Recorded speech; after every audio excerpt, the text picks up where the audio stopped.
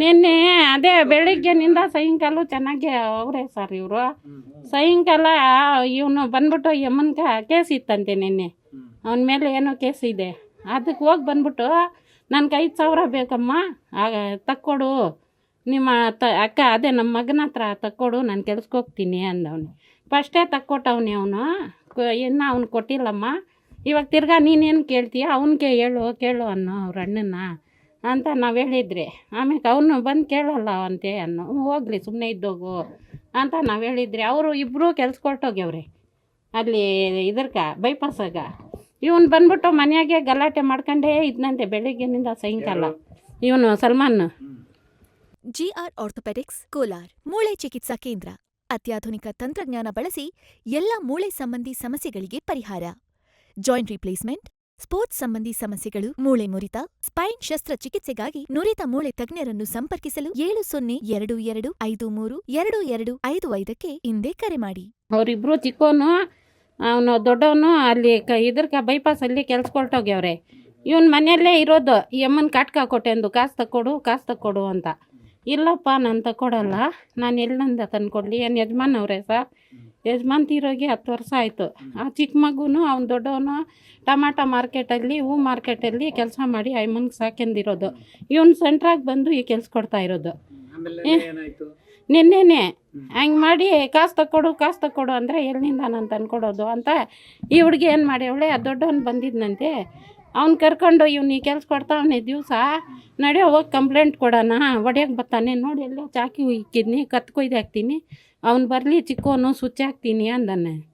ಇವ್ರೇನು ಮಾಡ್ಯವ್ರೆ, ದೊಡ್ಡ ಹುಡುಗನ ಇಲ್ಲಿ ಕೂತ್ಕೊಂಡಿದ್ನಂತೆ. ಅವ್ನು ಕರ್ಕೊಂಡು ನಡೆಯೋ ಕಂಪ್ಲೇಂಟ್ ಕೊಡೋಣ, ಅವನಿಲ್ಲ ಚಿಕ್ಕೋನು ಅಲ್ಲೇ ಅವನೇ ಮಾರ್ಕೆಟಾಗ, ನಡಿ ಹೋಗಿ ಕಂಪ್ಲೇಂಟ್ ಕೊಡೋಣ ಅಂತ ಹೋಗ್ಯವ್ರು ಇವರು ತಾನೇ ಅಲ್ಲಿ ಹೋಗಿ ಕಂಪ್ಲೇಂಟ್ ಕೊಡ್ತಾನೆ. ಇವನು ಓಡೋಗ್ಬಿಟ್ಟವನಂತೆ. ಅಲ್ಲಿ ಕರೆದ್ರೆ ಹೋಗ್ಬೇಕಲ್ಲ ಸರ್, ಹೋಗಿಲ್ಲಂತೆ, ಎಲ್ಲೇ ಓಡೋಗ್ಬಿಟ್ಟವನೆ. ಇವರಿಬ್ಬರು ಆಮೇಲೆ ಕೊಡ್ತೀರಿ ಅಂತ ಹೋಗಿ ಹೇಳ್ಬಿಟ್ಟು ಬಂದ್ಬಿಟ್ಟವ್ರೆ. ನಾವು ಕರೆಸ್ತೀರಿ ಹೋಗಮ್ಮ ಅಂದ್ರಂತೆ, ಬಂದ್ಬಿಟ್ಟವ್ರೆ. ಇವನು ಚಿಕ್ಕವನು ಎಲ್ಲಿದ್ನೋ ಏನೋ ಗೊತ್ತಿಲ್ಲ ಸರ್, ಬಂದವನೇ ಆ ಕಡೆ. ಇವನ್ನೆಲ್ಲನ ಓಡೋತಾ ಇದ್ನೋ ಏನೋ, ಅವ್ನಿಗೇನು ಕೋಪ ಬಂತು, ಹಂಗೆ ಆಗಿರೋದು ಸರ್.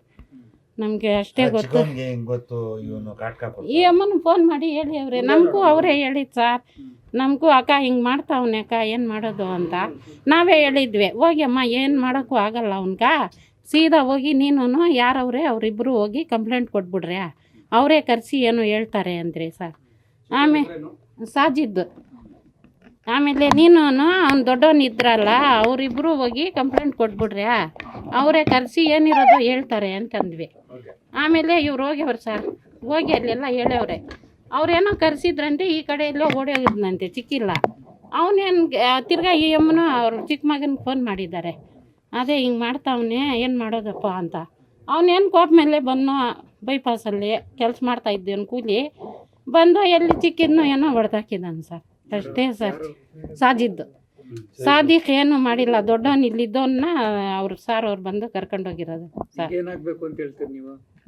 ಏನು ಸರ್, ಏನು ಮಾಡ್ತೀರಿ ಸರ್, ಅವ್ರು ಸಾಕೋದೆ ಅವರಿಬ್ಬರು.